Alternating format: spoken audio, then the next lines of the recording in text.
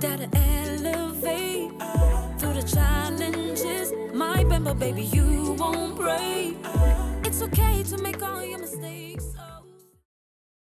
Welcome to another episode of Dare to Evolve, a sanctuary for genuine connections and heartfelt dialogue. I am your host, Valérie Damazo, and my guest this evening is none other than a dear friend, colleague, teammate, all that we can call, none other than Miss Silveria Jacobs. Hello, good evening to one and all. It's a pleasure, an honor, actually. She said all the reasons why that I am here on Dare to Evolve today, and I hope that what we'll be able to share will be inspiring to one and all. So, jumping right into it, as you know already, this is where this is a safe space that we create where stories are unfold, where we have a raw conversation, very much raw. There's no tweeting and no buts in between. And our goal is definitely to reach and to create a community that can feel safe. And the best way to do so is by having individuals share their stories, and then together we can grow. So, is there any given moment on your journey or in your life you would like to share with us? Well, as you know, you mentioned I come from a family, a very small family, where I saw my mother work hard. I was raised by a single mother from about 8 or 9 years old after my parents divorced. And you could say life was a little bit tough, but I saw my mother persevere. I saw her defy the odds because she was a sick woman.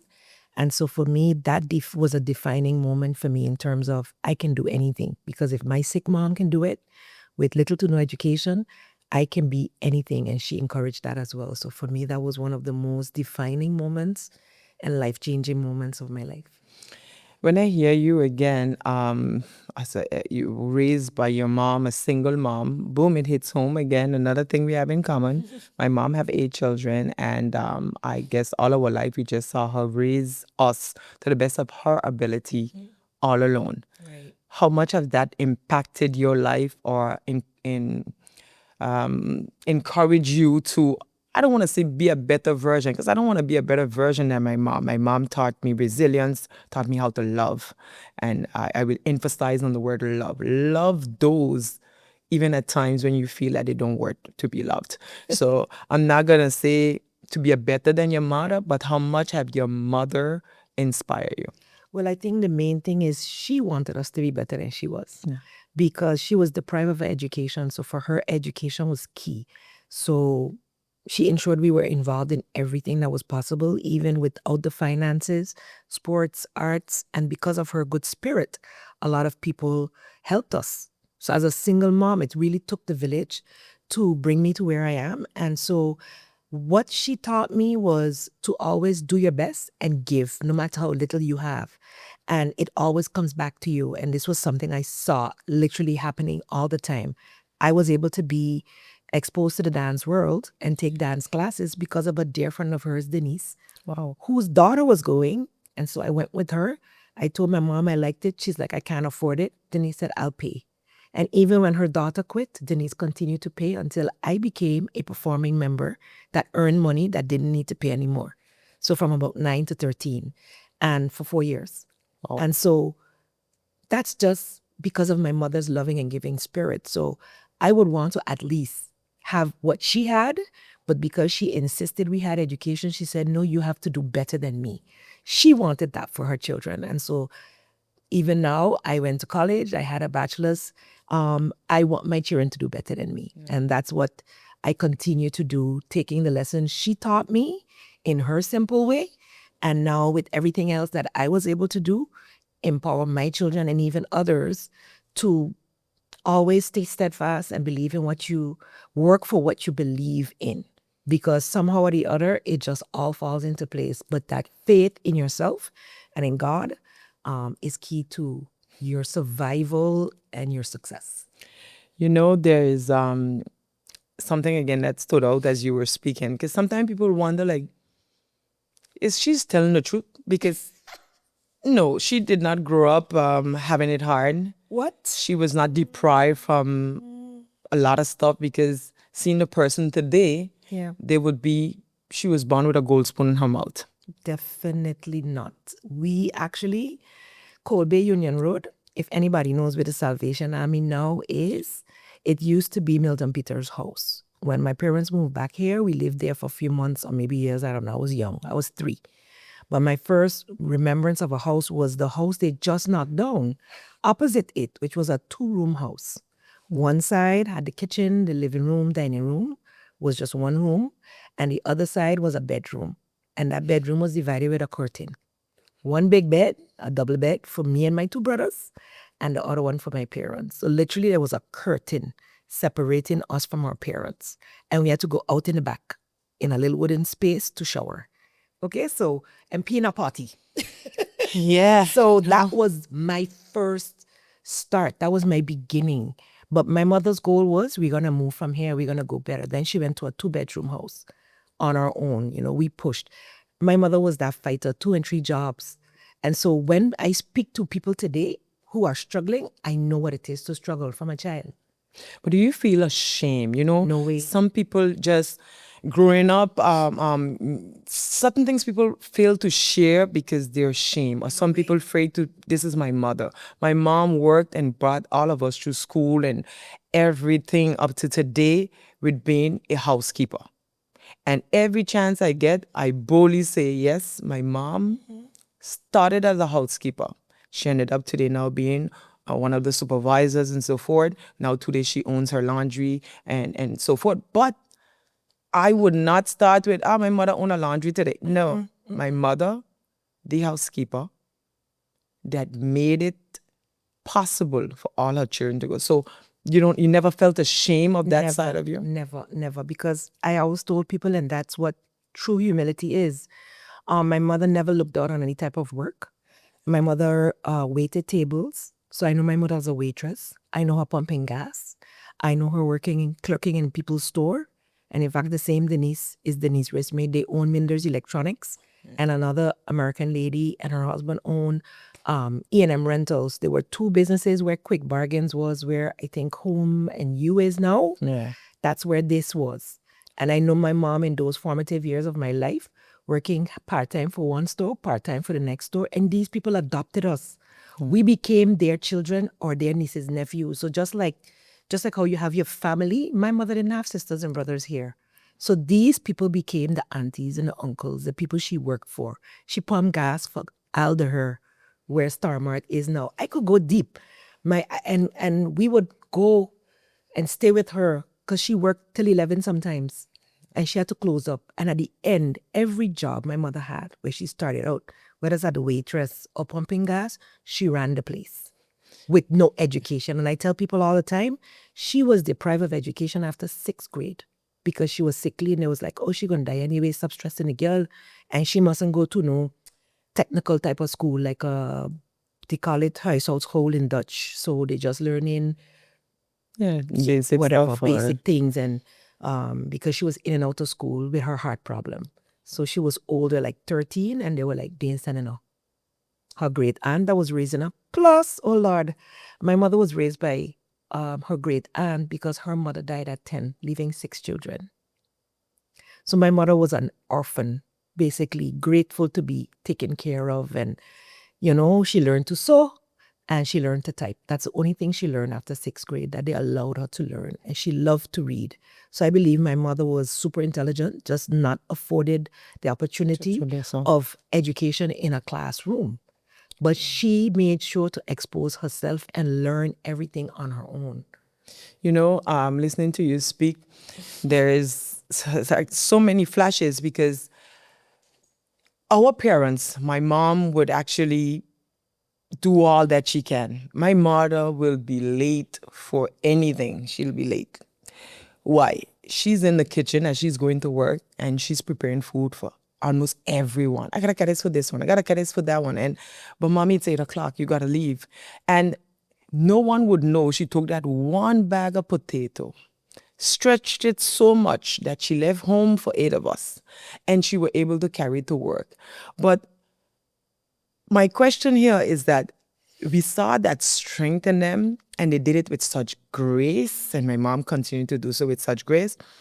But waking up the wee hours in the morning is what touched me the most, because that's when you will hear your mother either crying or when you feel like everyone is asleep, and you will hear her praying, but you'll hear her just asking for that strength and that grace.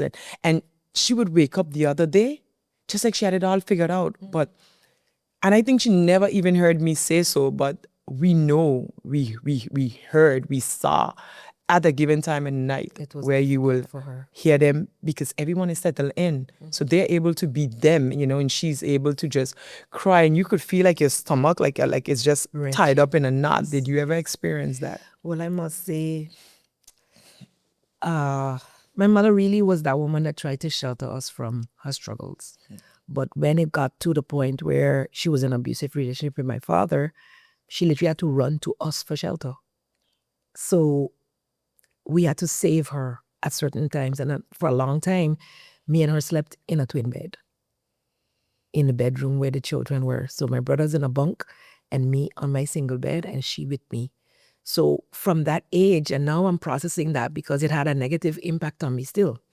And you might see me get a little emotional about it because I didn't realize I lost my childhood in that moment because I had to become the protector of my mother.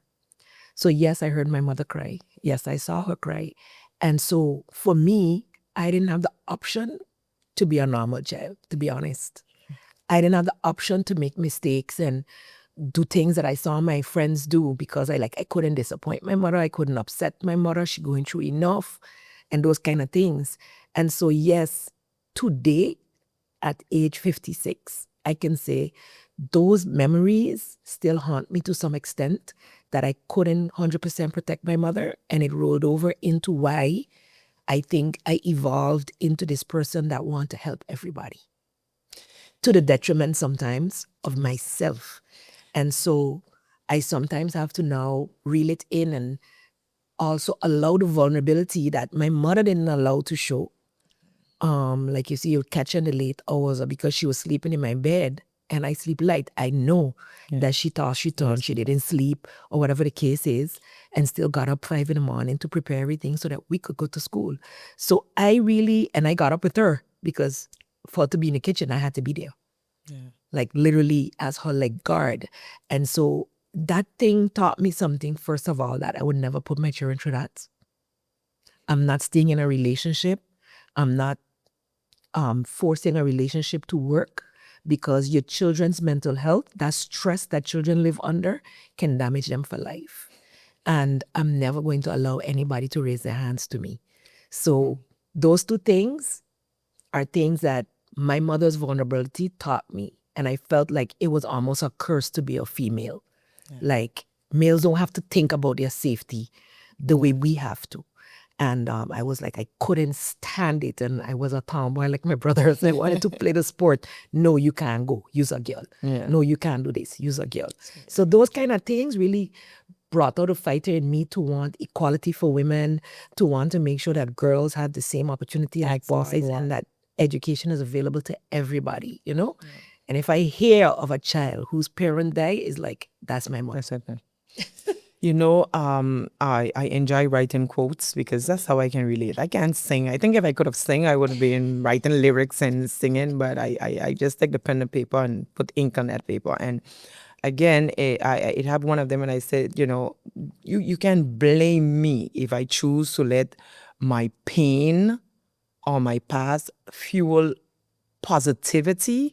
It's not going to bring me down. You don't blame me. Don't look at me today and blame me because I choose to let that pain fuel me into becoming a better version of me, and not let it define me or defeat me or cause me to give up. So when I hear you, that is a part of it that I see. And I guess this will explain why that coming in and going into community work, wanting to be a teacher, and wanted to be down in this line of the Ministry of Education and so forth, even culture.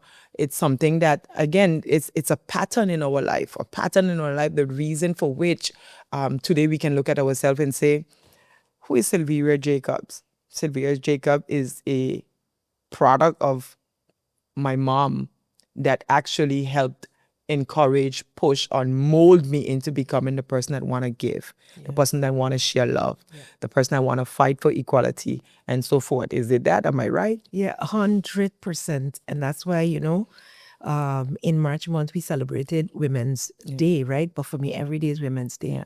But I'm happy for an opportunity to highlight women. And I always do my best every year to kind of thank the women who inspired me. But the biggest inspiration in my life was always my mother. That lady that got married at 18, had 3 children by the time she was 23. Wow. 3 of us were born like boom, bam, bam. Wow. And really, especially at her death, hearing from her sisters that they didn't give her more than 22 years to live. So she defied the odds. And that's why I tell people, had she only lived to 22, I wouldn't have been born, because I was born when she was 22. She passed at what age? 66. 66. So even though that's young, Yeah. compared to what she was given, she lived 3 times longer. Well, were you guys living with the fact of that she was living on borrowed time? I didn't know it was borrowed in that sense. Like, she should have died already. She had open heart surgery at 8, where they had to fix her heart. So my mother's been through so much, and we knew she was sick. But when you're sick with your heart, you don't see it. It's on the inside of you. She would just say she's tired. I'm tired. And she's not supposed to work so much. But she worked sometimes up to 3 jobs just to make ends meet. So that's why today when I hear people struggle, I know what the struggle is. But then she went to typing class. She learned to type. Then she took administrative jobs, and then she could move on. Even when they put her down as not being able to work at all, my mother still worked.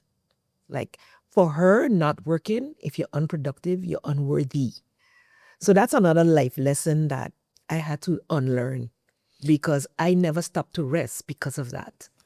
And how much at losing your mom, how much have that impacted you as a person, you in your life? Well, first of all, I constantly remind people to be grateful for their mothers, even if they sometimes a little disgusting, because I be like, don't mind getting cussed today, because she was always hard on us.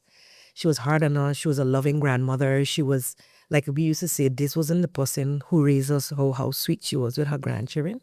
But it was out of love. That generation just didn't know, wasn't the same, but she was still ahead of her time, because my mother did hug us. She did kiss us. So I did feel love from her. And she still was also very harsh with her words. And that was something that used to, like, I didn't get licks like that, but her words could have draw you to tears and got you bawling for days. And then if you disappointed her, she wouldn't even, like, she ain't talking to you. So that's like literally emotional, like withdrawing emotions. So a lot of things that she did, I was like, boy, that really hurt. I don't want to do that to my children. This really hurt. I don't want to do that to my children. But ask my children today. A lot of the things you still end up doing, because as a parent, you are working so hard for your children.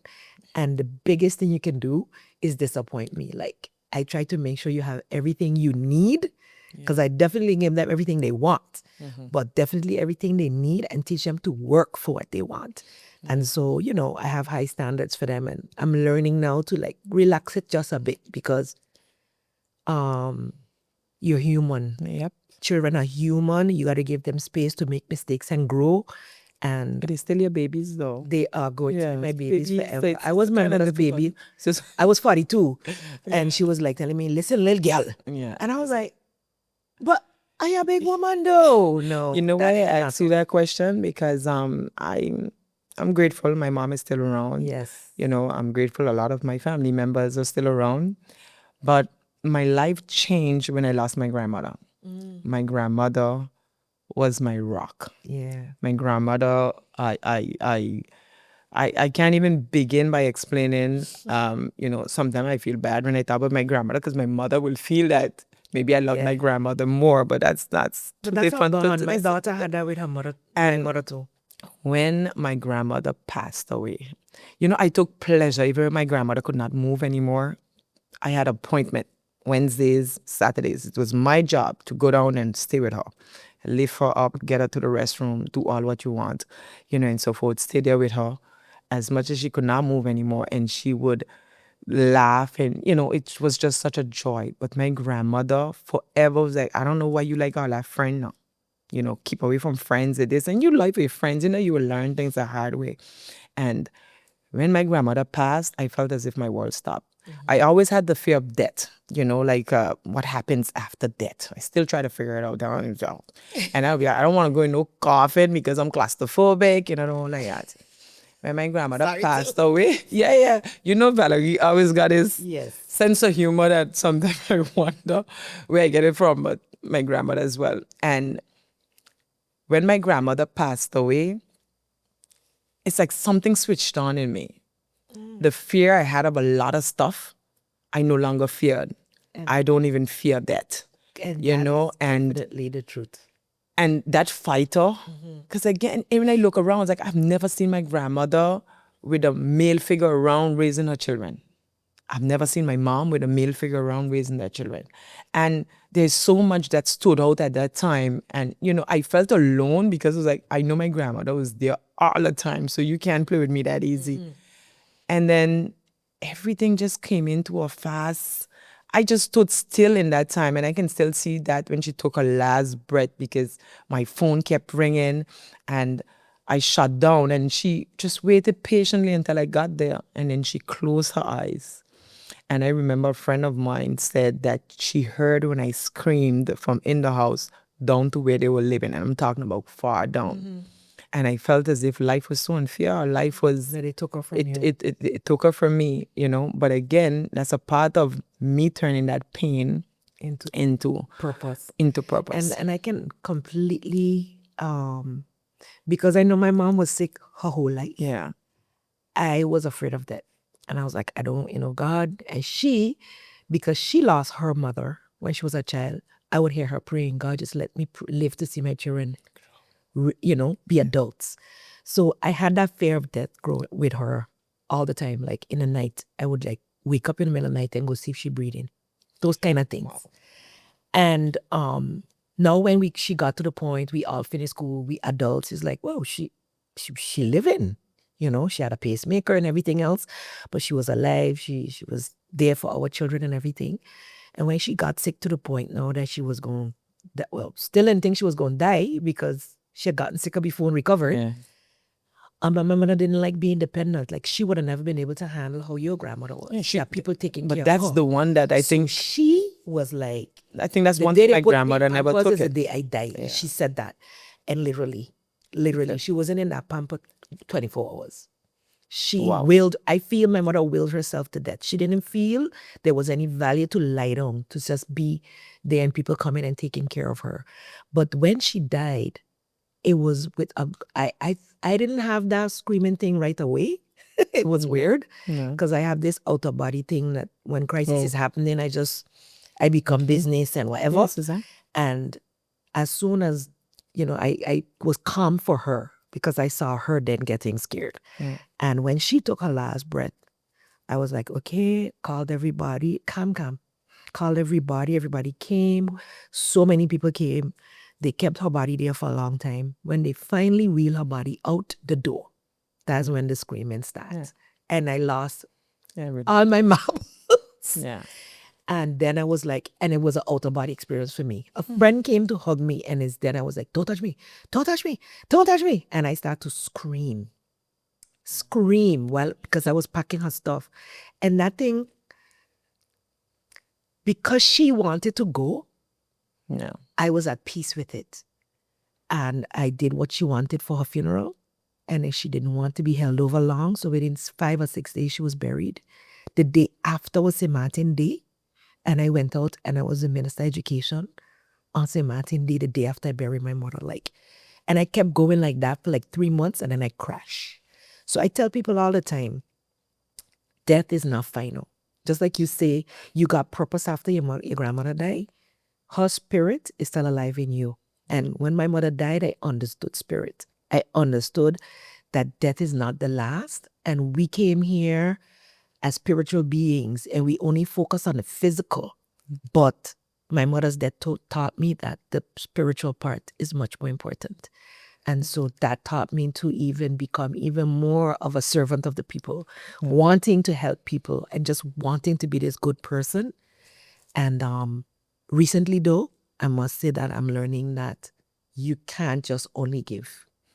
So Before you reach to the recent part, and I think, you know, what I love about this journey is that you just never know where it will take you. And the flashes, you know, as you spoke, and then as me remembering my grandmother, it's a whole lot. And I think sometimes we don't just take that time to allow ourselves to go back there for whatever painful, reason, but because it's okay. yeah, but it is a part of who we are. And with all of that being said, that did not stop you from taking on the fact that you want to give back, you want to help. And here's come the journey of not only being a teacher. I big up to all of you. I have one pick me.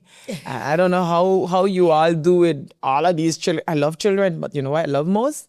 They have a return address. Yeah. They have a return address. So I don't think I would be able to. Except you. I wanted to be a math teacher. Yeah. I wanted to be a math teacher. And I don't know, maybe I didn't have all that patience, but I end up an accountant, and that's important. But all that to say, and I want to touch on that part because it shows that despite, you know, you losing your mom, the key parts stayed with you, and you went out there and continue to fight for community. Yes. And by being a teacher, by being a civil servant, by being a minister as well, and then down to Prime Minister, how have that been? How have that road been for you? It wasn't an easy road. First of all, I would say I didn't choose to be a teacher, but my mother would say from about 4 or 5 years old, knew. I was teaching. Whatever I learned in school, I came home and I taught everybody. And I was like very precise. You don't pronounce words like this, you pronounce words like that. And I still have that in me to this day. Like if I hear people Yeah, we know. things We know. wrong, it is Your face alone. yeah.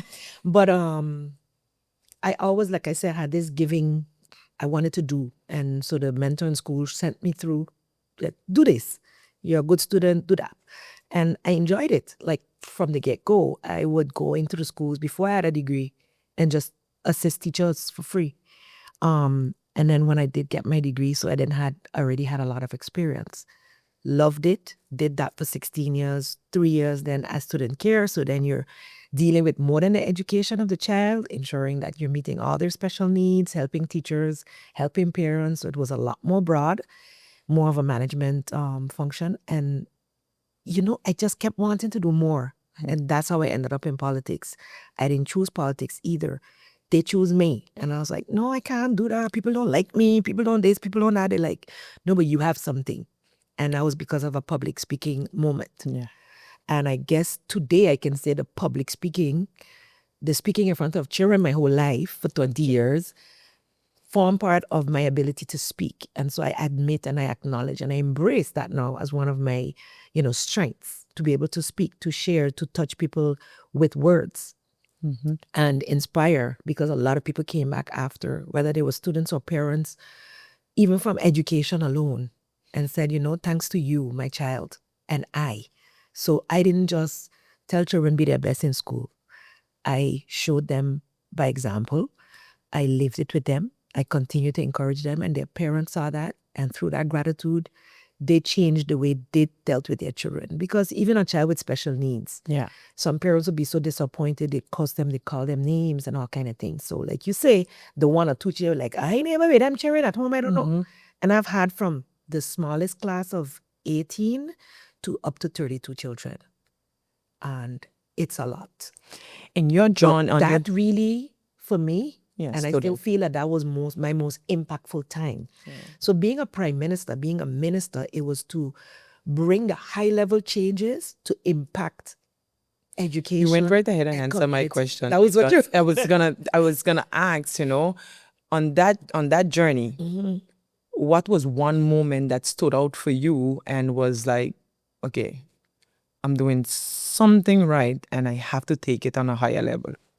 It definitely was when I was in the 6th grade still teaching, and my children would then transition to secondary school. And I ended up having a couple of boys in the class that were maybe third or fourth grade readers. So they read in 2, 3 years behind, but brilliant in math, brilliant in something. And I'm like, somebody dropped the ball back then because a child acting a little rude, a child acting a little whatever. I want to do more. We need to do more for these children. And for me, every child, because of that, I feel every child deserves the opportunity to not only have academics, but to be exposed to sports and arts.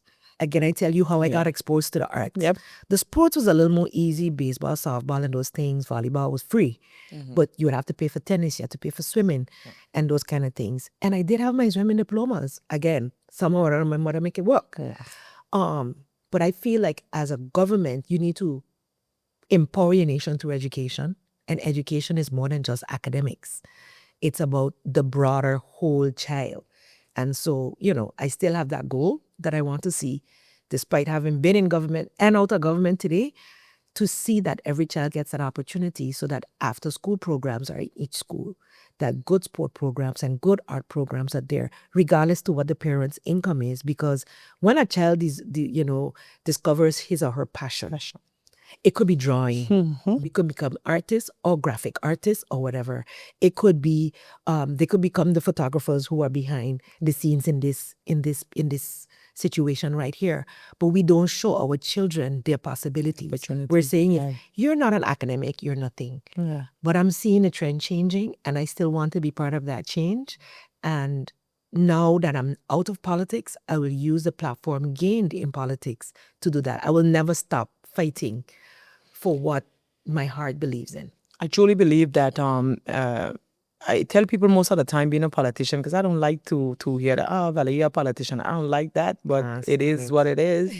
But the fact of getting involved before, serving, go beyond just breathing on that day of being a politician. And why it can become so easy to serve is because you have been doing that groundwork before, community work, as you mentioned.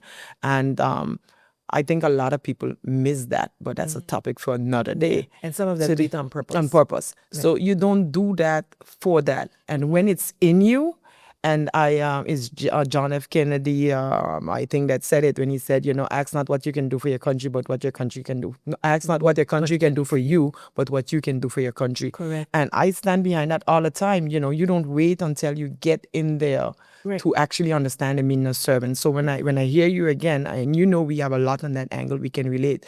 But we know that that's a walk that is heavy. Because we sacrifice a lot, and we're going to get to the part where you say, now today you're making that sound decision to put you first or put family first. But let's just back it up a bit. In that time, okay, your calling, your time of service.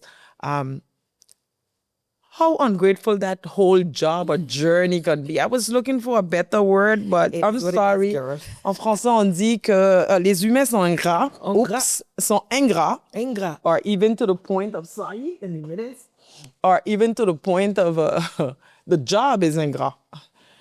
But it is what it is. And if I had to do it over, I'll do it all over again, starting from my community work straight down to actually getting involved in politics. Yes. But how difficult has that been, and why? I didn't perceive it as difficult until it was done. Then I realized, but wow, you were doing a lot. And people would come to me. But honestly, public service is that. Let's put a word where it is. Service. A lot of people aspire to be in government, whether parliament or, on the executive side, but they have no clue as to the amount of work and responsibility that it comes with. And as you said, before going into politics, I was a very active community person. I had a youth radio program. I used to train young girls volleyball. I had my son's Pee-wee teams, so the 4 to 8-year-olds, boys and girls, teaching them how to play baseball. I did dance ministry with my church. Like, I didn't have a rested moment, literally. So if there was anything going on with the school, I was that teacher that would take the children out to whether speech contests, debate competitions, cultural competitions, spelling bees, and all the sport competitions. That was just me. So I was just naturally the one they would rely on because those are the things I love. And as I said, it makes the total child. So when I got into politics, it was that same hard work. And it was only when my daughter said to me one day, because I was fussing about something that hadn't been done, she's like, Mommy, you need to understand that you go at 300%. So when people went at 100%, they look lazy to you. And I had to stop. Like, I get vexed. I fret. But in the night when my mind was quiet, I said, she's right. That work ethic my mother imbued in me Everybody does makes me like push. But I don't realize that that is all that person can give. Yeah. And that's 100% for them. So it taught me to also manage my expectations because I know and felt like you're only going to be there for a short time. But the reality of governing is you need to change policy, you need to change law, you need to do research, so the change you want to bring is going a lot slower than you anticipate. And it's frustrating because you want to do it and because now your constituents say, but why she didn't do that yet? And why she didn't do that yet? So all this pressure is always there and you have to be on all the time. And I had almost no time for family, almost no time for friends. So my Soligo dance of friend circle, they didn't see me. My teacher friend circle, they didn't see me. Volleyball. Unless there was a teaching event or an education event. Volleyball, hardly ever. So I had to pack away everything that I love to do to give the 150, 200, 300% to serving in those functions. And to some extent, I regret that. Yeah. I regret not having a proper balance. Yeah. Again, I just tell people, not because, and I'm looking at you and I'm smiling, it's not because we wear it well, does not mean that it's not heavy. Yeah. And at the end of the day, that is not a human that is behind behind the function, and indeed, I had to learn as well that some people we don't function the same way. So I would anticipate and do things 7 a.m. just to make sure everything is full out, so the schedule is packed. And I'm like, yeah, but why you're not here? And there's a lot of stuff, but I wouldn't even go in that. But I really want to say it's looking at you, it's really, really shows me more and more. It's not because we wear it well, does not mean it's not heavy. It's not, and that also not healthy. Not healthy. And that is something that we need to look at. And the sacrifices that are made. Those sacrifices are in time for me because you were talking about early mornings, but I'm a late worker. So I would be up till 1, 2, and whatever in the morning, and then have to be back on the job 7:38, 8:30, depending on what event. Yeah. As especially Prime Minister, you're invited to everything. Everything. So people used to be like, my God, but Prime Minister, you all over. I just see you here. I just see you there. And I felt I had a serious problem with it. Saying no was insulting people. So I couldn't say no, and my staff would be going off on me, and then they couldn't even come with me. They couldn't keep up. Yeah. And I must say now at the end of it, the ingratitude or the ungratefulness is like people didn't realize what all you were doing. And even in speaking with the new Prime Minister in the beginning, he was like, oh my God, all of this. And I'm like, yes, it's a lot. But you know what a lot of people say to me when they see me today? My God, you look so light. And I was like, but what did I look like? I look in the mirror, I don't see no difference. I see a little more rested, yes, but I couldn't. They say you were carrying the weight. It doesn't mean because you carry it well does not mean that it's not heavy. And I want to give you an example when I talk about the sacrifices that comes with it. But you know what? It's a choice we made. Of course. It's a choice we made. So I don't complain. I wouldn't walk around my face. It's a choice. Exactly.